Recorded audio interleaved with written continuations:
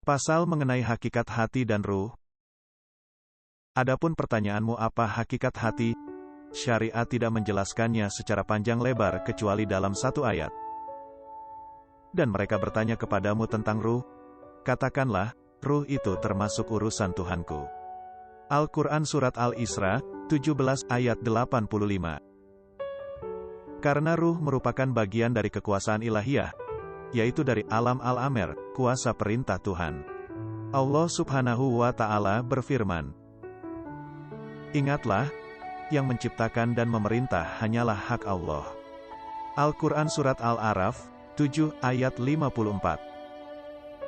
Dengan demikian, pada satu sisi manusia merupakan bagian dari alam al-kholik, alam ciptaan, dan pada sisi lain bagian dari alam al-amer.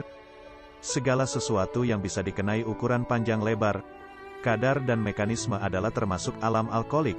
Namun hati tak memiliki ukuran panjang lebar dan ukuran tertentu. Oleh karena itu, ia tak menerima pembagian. Jika bisa dibagi, maka ia termasuk alam al-kholik. Contohnya, dari sisi sifat bodoh, maka ia pun menjadi bodoh, dan dari sisi sifat pintar, ia pun menjadi pintar. Namun segala sesuatu yang terdiri dari sifat bodoh dan pintar pada saat yang sama adalah mustahil. Dengan kata lain, ia bagian dari alam al-amer. Karena dalam alam al-amer tidak berlaku ukuran panjang lebar dan ukuran tertentu. Sebagian dari mereka mengira bahwa ruh bersifat kodim, awal. Maka mereka telah salah. Sebagian lain berpendapat ruh adalah aret, sifat. Maka mereka pun salah. Karena sifat tak pernah berdiri sendiri, tapi mengikuti yang lain. Maka, ruh adalah asal anak Adam, dan hati adalah tempat tumbuhnya mereka.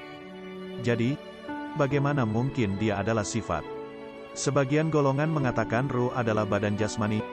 Mereka juga salah, karena badan jasmani menerima pembagian. Dan ruh yang sejak tadi kita sebut hati adalah media untuk mengetahui Allah. Oleh karena itu, ia bukan merupakan badan, juga bukan sifat, melainkan unsur esensi malaikat. Mengetahui tentang ruh sangatlah sulit. Berkata Imam Junaidi al-Baghdadi, ruh adalah sesuatu yang dibiasi oleh ilmu Allah dan tak seorang pun yang memahaminya dari makhluknya, dan tak diperkenankan mengibaratkannya dengan apapun. Karena agama tak memberi jalan sedikit pun, dan agama tak memerlukan untuk mengetahuinya.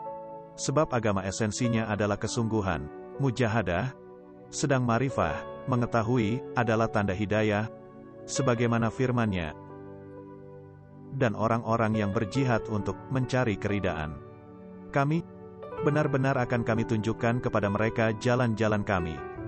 Al-Quran Surat Al-Ankabut, 29 ayat 69.